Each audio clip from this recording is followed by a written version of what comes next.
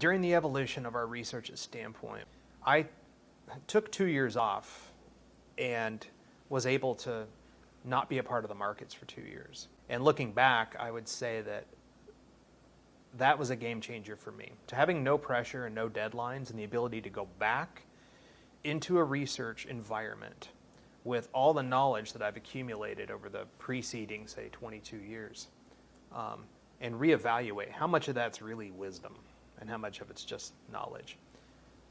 And put your ego aside and really question your assumptions and what you think you've learned. During that 2-year period, I built what I thought was going to be the full-featured global macro strategy that everyone would love, no one would complain about. Even my peers in the industry would say, that's really awesome. It's got everything, all these risk balancing things, and it's got machine learning and AI, and it's beta neutral, and it's equal risk contribution, or at least has the ability to do those things, right?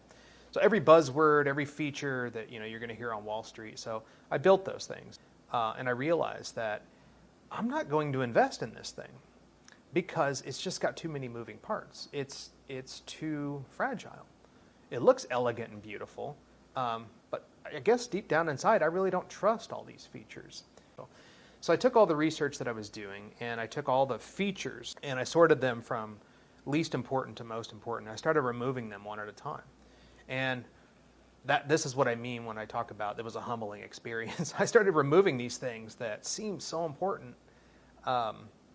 They make almost no difference. For 50 years, you can't notice a difference as they remove. So I removed them and rerun the analysis, and I'm like, well, that contributed almost nothing. And I kept going and going and going. And some of them, by removing them, the results got better. That doesn't appeal to a lot of people. A lot of us have what we call a complexity fetish, where we think the more information, the better.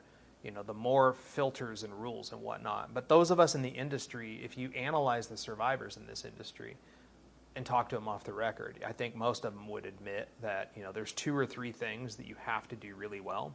They're simple, but they're not easy.